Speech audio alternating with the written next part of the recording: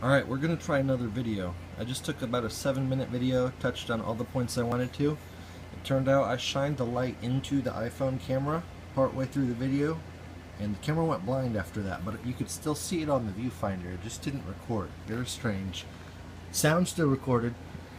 So anyway, what I'm going to talk about in this video is I've already had some people ask, why does the light, if you're going to sell it for what you're intending to, as a strobe light, especially to police that need this quickly, don't need to cycle through modes, why does it have other modes? So I wanted to tell you why each mode was picked out pretty specifically. The last two strobes, not so much, but every other mode was picked out specifically for a certain reason.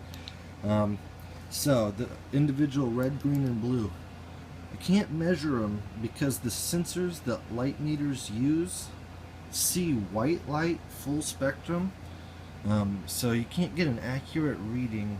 I'm sure like a lab could, but it'd cost too much money. So comparing it to white light, each individual color is about 20 lumens. Blue is maybe a little bit lower, but it's plenty of light to see with. But also because it's color, especially the red and the blue, it doesn't wreck your night vision. Also, there's a piece of safety vest right there. That's like the tape that you see that is actually reflective to white light. Anyway, in blue light, it's a royal blue emitter. So it's got a little bit lower than normal, than regular blue wavelength, a lot closer to UV, so it actually can make stuff fluoresce. So also when it's strobing and it's mixing around the colors, you'll see stuff fluoresce as it's so fast that it just basically looks white. It also kind of looks like it flashes from black to red when the strobe's going and you're kind of like letting you're looking into it and it's dark out, but when the blue shines on it, you won't necessarily see the blue light, but you'll see stuff that is fluorescent fluoresce. For that, the individual color flashes about 6 hertz, so about a brief fraction of a second you'll see. It looks pretty cool. Let's see. White modes. I wanted to make this more than just a piece of equipment to set in the car. If it's just a piece of equipment, it's not going to get carried.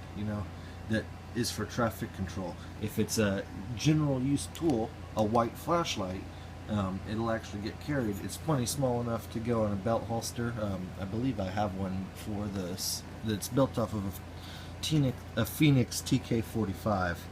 So it'll probably fit in an Olight holster I have too. So that's why those are there.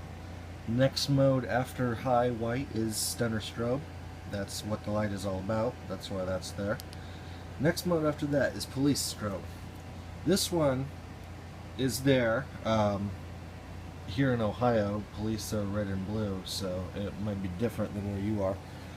Anyway, if you turn the light off, it will save the mode, and then it will come back to that mode with the right button, so you can turn it off in police mode.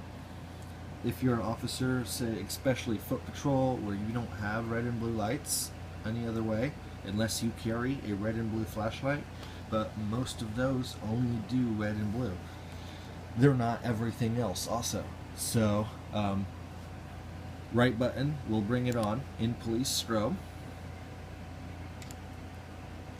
Left button, as always, regardless of where it's saved, the left button will bring it on in stunner strobe. So there, in one piece of equipment, with the push of only one button, just right button or left button, you have your police lights, your regular red and blues, or that could be changed if you lived somewhere else in the programming very easily. Just push a couple buttons.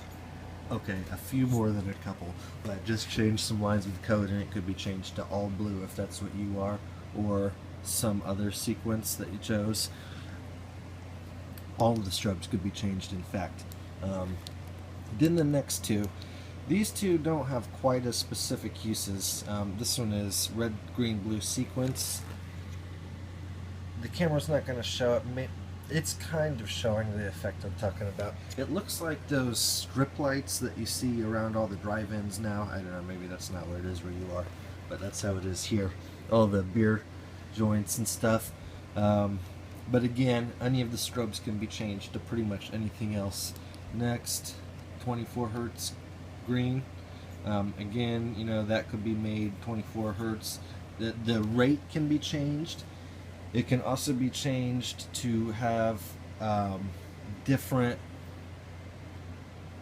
lengths of individual flash in a pattern, such as, you know, Morse code, but it doesn't have to be Morse code. It can be anything. Let's see. So I think that is a little explanation for why all of the other modes are there. You know, if you have any questions, you can contact me on Budget Light Forums.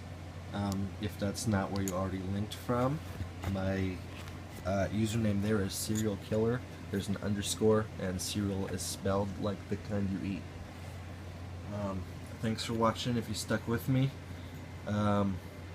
So I wanted to do this, but I didn't want to do it earlier. I'm going to shine it right at the camera in case it breaks it. In real life, it looks like that. It overpowers your vision. You really cannot see past it, even in already lit areas.